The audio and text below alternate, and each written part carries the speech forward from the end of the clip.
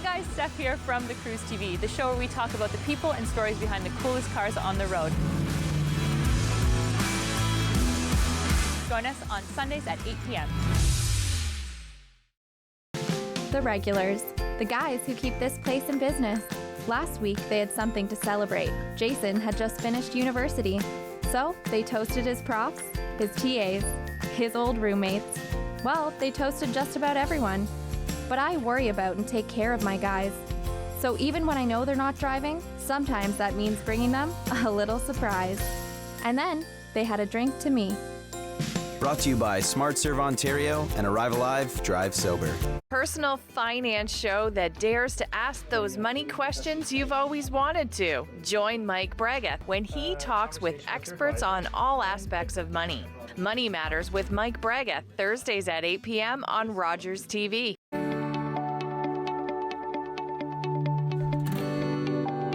You're watching Rogers TV.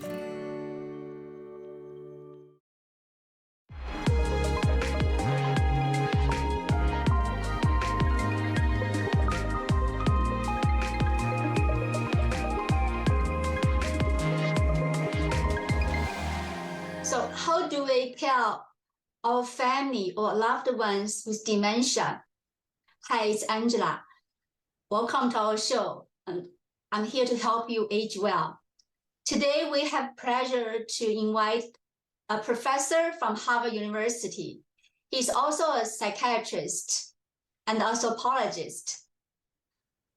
We want to share his information about how to caring his wife for 10 years with dementia. So how are you doing today, Professor Kleinman? I'm doing well. Okay. Thank you for joining us. So you showed incredible strength when you care your wife for 10 years. Yeah. We would like to learn from you. Okay, well, you can learn from me by reading my book, The Soul of Care, where I put everything that I experienced in taking care of my wife there. But you must realize that I have worked in caregiving and care for half a century and have written many books in this area and done lots of research, some in China and some in the United States. Yes, I read your book, The Soul of Care. It's a highly praised book. And it's also translated for several languages, right? Yes, it's in Chinese, Japanese, Korean, and other languages, Thai, etc. Yeah, so I enjoy reading it. I recommend everyone should read it. What's your takeaway? Like, how would you give advice for other families care of people with dementia? What's your top advice? Well, the most important thing to realize is that there's no universal advice. Everything is based on the particular family and their context. If you have a strong relationship with your spouse or your parent, whoever has dementia, and you have adequate funding, you're in a very different situation from those who don't have good relationships or have problematic relationships and have limited finances. So finances, to begin with, are hugely important because care for dementia is one of the most expensive forms of illness to require care. And so the beginning is to recognize your own situation. Do you have the resources to take care of someone? And let's think about this a little bit on resources. You're Canadian, so I don't know the situation in Canada, but in the United States, very few people have long-term care insurance, very few. Hence, very few people are insured to have a home health aide come in and help them.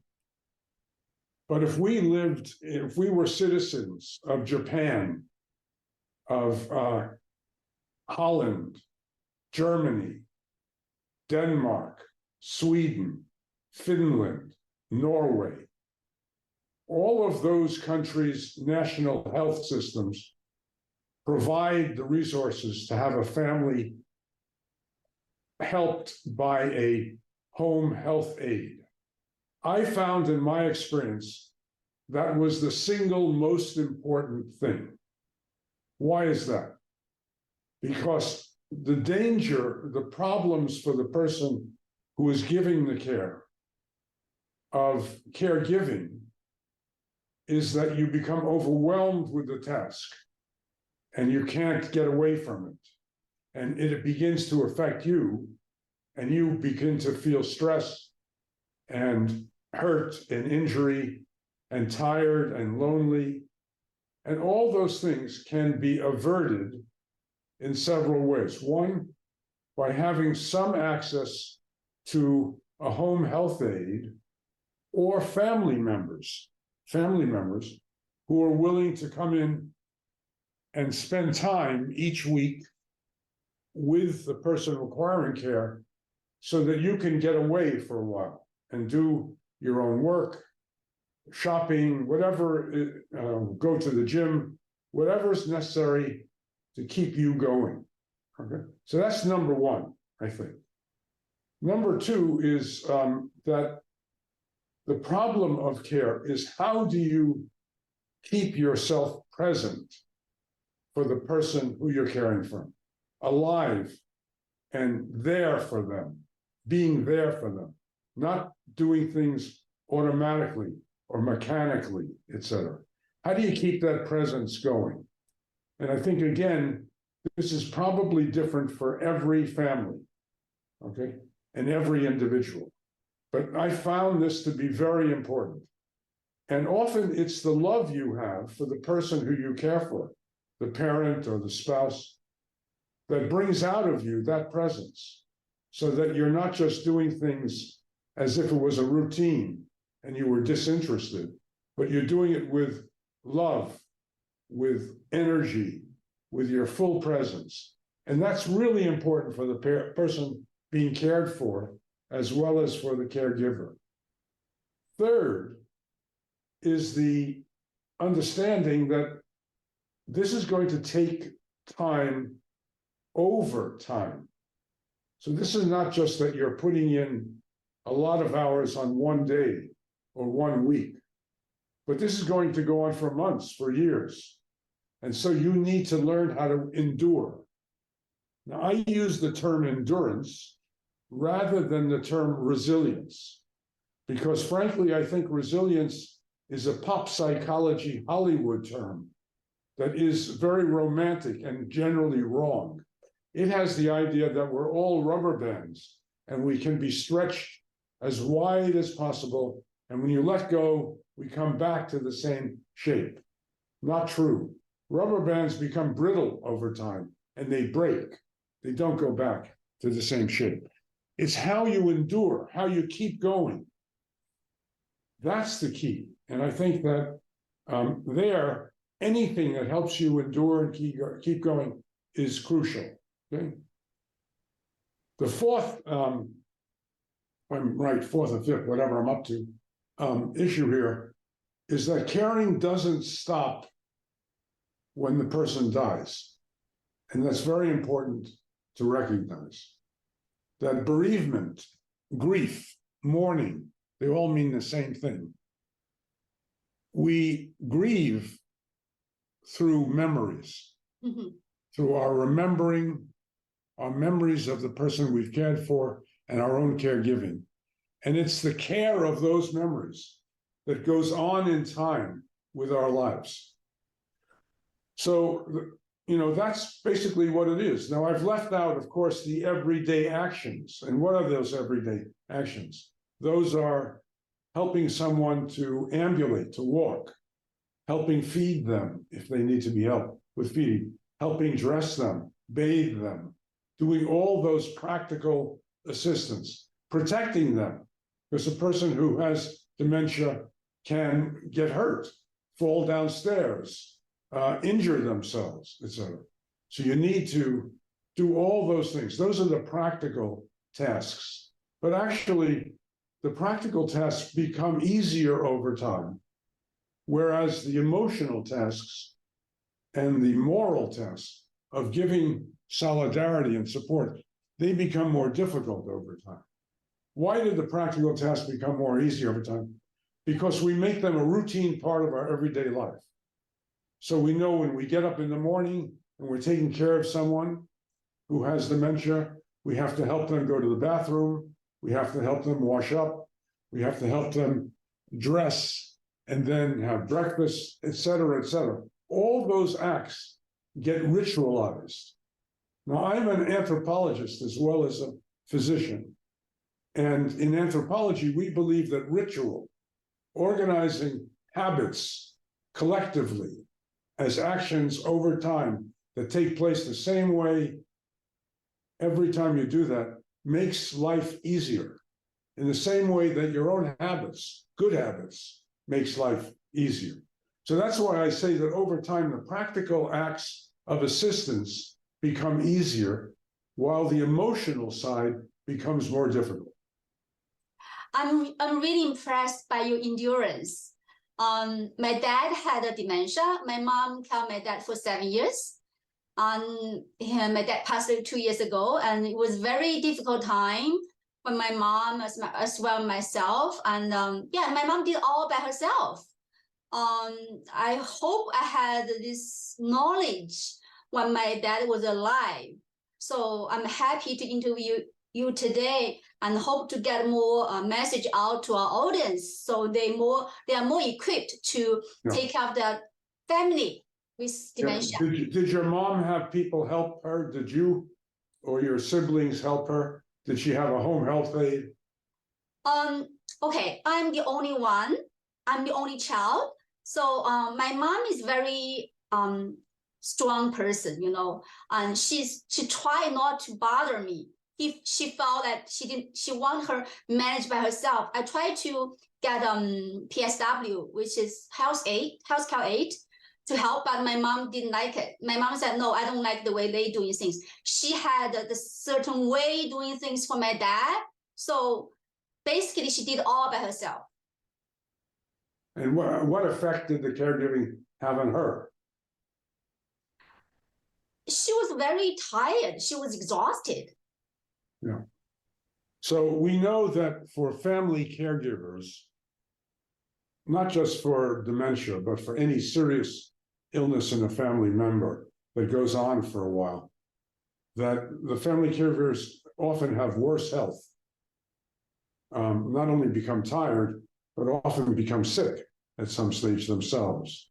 However, the one good thing is that when you ask family caregivers later on, after the person has died, what they got out of the experience, like me, and perhaps like your mom, they say that they got a lot out of the experience and feel that they did accomplish something that was there to do, and their vows, their love, their commitment to the other person was fulfilled. They did it. Was there to do, they did it. Okay? They would rather that it wasn't there, but it was there, it had to be done, and they did it. I go into a lot of discussion of that in my book. People don't quite decide to take care of someone who has dementia or requires a significant family care. It's there, it has to be done, they do it. Okay? That's not a decision. It's a practice. It's an active engagement. That's part of the entanglements of life. Mm-hmm. I agree with you. Let's take a break. When we come back, we talk more about dementia and other things. This program is brought to you by Ignite TV. Now you're in command. Visit Rogers.com for more details.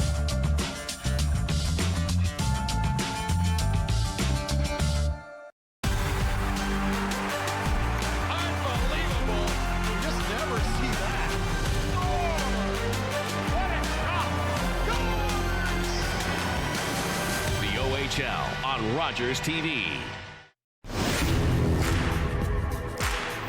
In an emergency, every second counts. If you see a fire or any emergency situation, dial 911 immediately. Stay calm and provide the operator with clear information about the situation. When you hear sirens and see flashing lights, pull over to the right and stop. Make sure to leave enough space for them to pass safely. By doing so, you're helping those brave firefighters reach the emergency in time. Your quick action can make all the difference between life and death. Let's work together to ensure a swift and effective response to all emergencies. Protect your community, protect lives.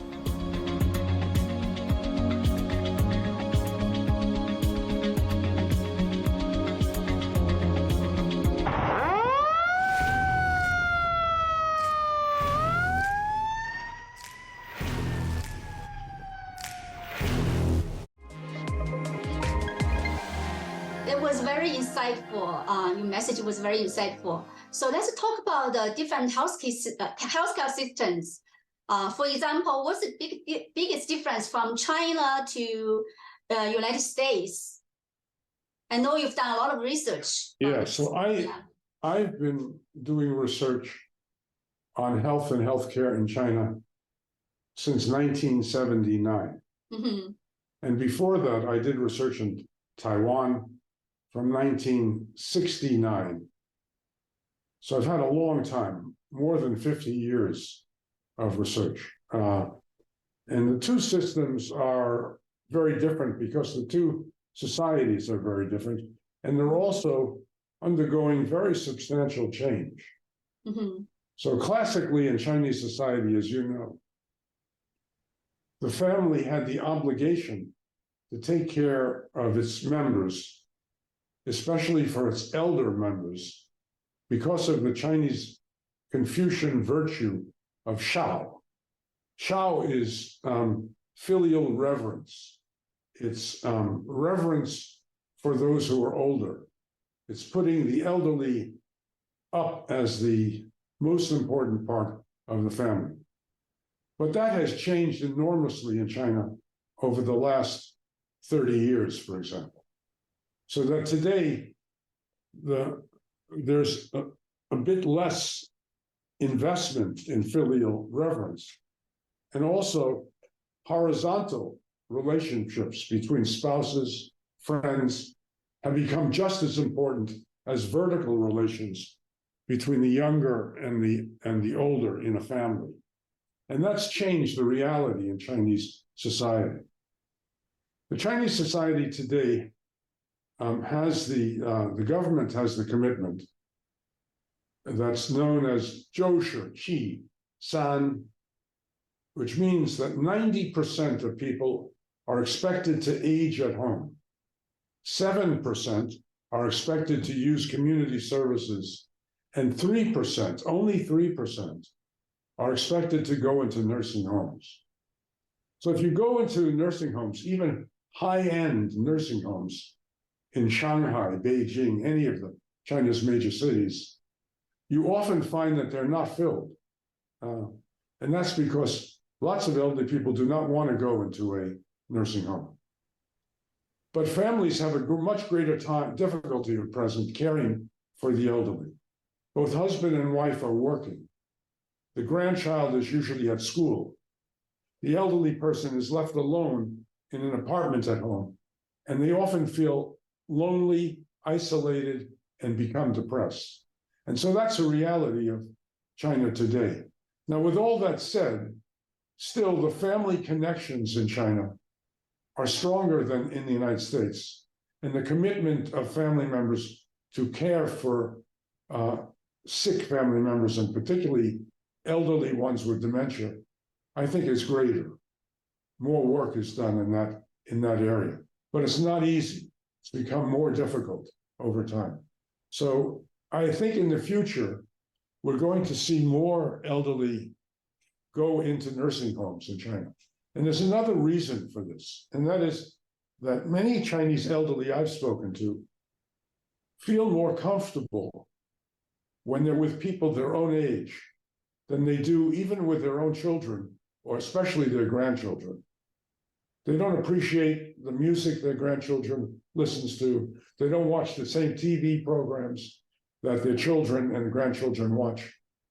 And they've gone through experiences in their life the Cultural Revolution, the Great Leap Forward, and the famine associated with it, the political campaigns under radical Maoism, that make their connection to people in their own age cohort very different from the experience of their children and their grandchildren.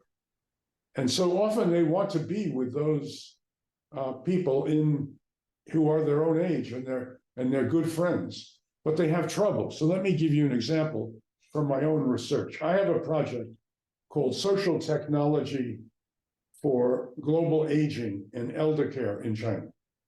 And this began in Nanjing, a city in the east of China, and is now continuing in both Nanjing and Shanghai, one of China's largest cities. That research, and one of its components, looked at elderly women in high-rises in Shanghai who had mobility problems. They couldn't walk very well. They may have had a stroke or Parkinsonism, or maybe they simply had arthritis that kept them from walking very well. And we came up with assistive technologies to help them to walk. And one of them was an exoskeleton for the legs that looked like a thick pair of pants tied to a battery and a motor. And that exoskeleton actually allows a person after a stroke or with Parkinsonism to walk normally. It's quite amazing. But when we showed this to many elderly women in Shanghai, they thought it was a remarkable achievement, but they said they would never use it themselves, which surprised the engineers who developed this. Why wouldn't they use it themselves? Because so chaotic and complex and filled with people and vehicles going in every direction is it to cross a street in Shanghai that these women would never trust any kind of assistive technology to do that. They would want to be in a taxi or a van going somewhere, not walking on their own. Mm-hmm.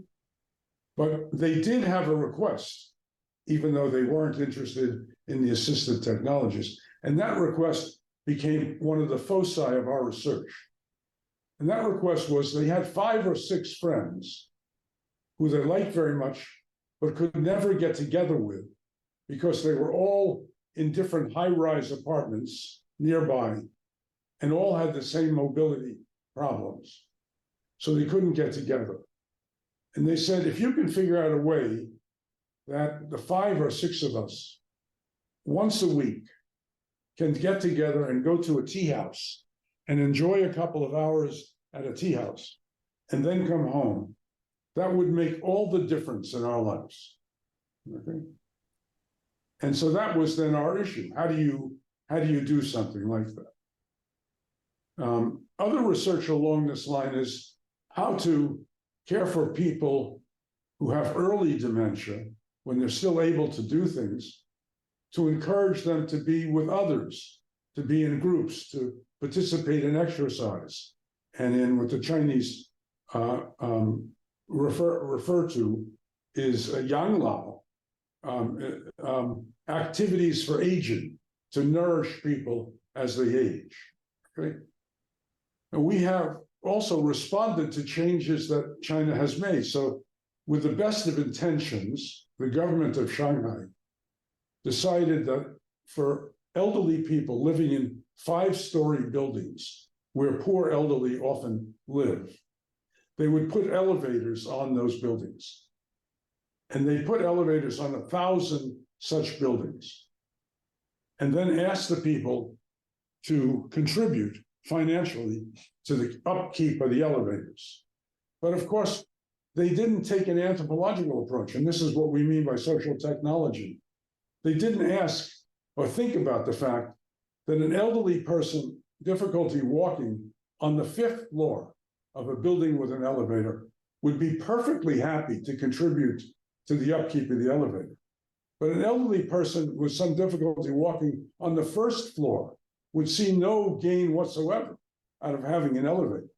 They wouldn't use the elevator, hence they wouldn't want to contribute to it. Mm-hmm. So that's an example of where the technology and the social planning and arrangement has to come together. That's why anthropology, engineering, and the medical field must work closely together. And I could give you many, many examples from the care of people with dementia that would benefit tremendously by having much closer tie across these areas.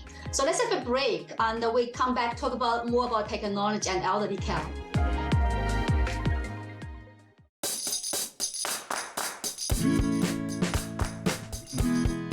Get a little messy while having a whole lot of fun. Mindful Makers explores the world around you and inspires you to think outside the box. Join Agnes and her friends as they share crafty projects and talk to local artists. Mindful Makers, Mondays at 6 p.m. on Rogers TV.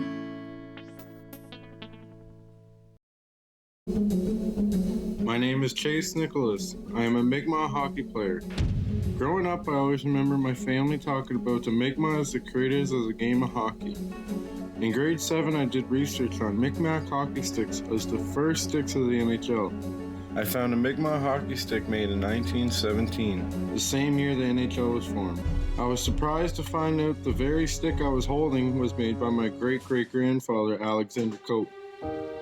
In 1934, an elder known as Old Joe Cope wrote a letter to the Halifax Herald claiming the Mi'kmaq created hockey. I found out later that I am a direct descendant of Old Joe Cope. There was a time when Mi'kmaq children were torn from their families and not allowed to speak their language, losing their words and stories. But the stories are coming back to us. Stepping on the ice, I take pride knowing the roots of the game of hockey stem from my ancestors in the Mi'kmaq Nation. So what's your takeaway message for our audience? And also, what's your call of action for us? Well, I have two. The first one is don't be afraid of care. Care is really important. It's what our lives, in my view, are built around. It is what emphasizes our humanity and the importance of our relationships. So care is critical. And actually, it's going out and doing care that you find yourself.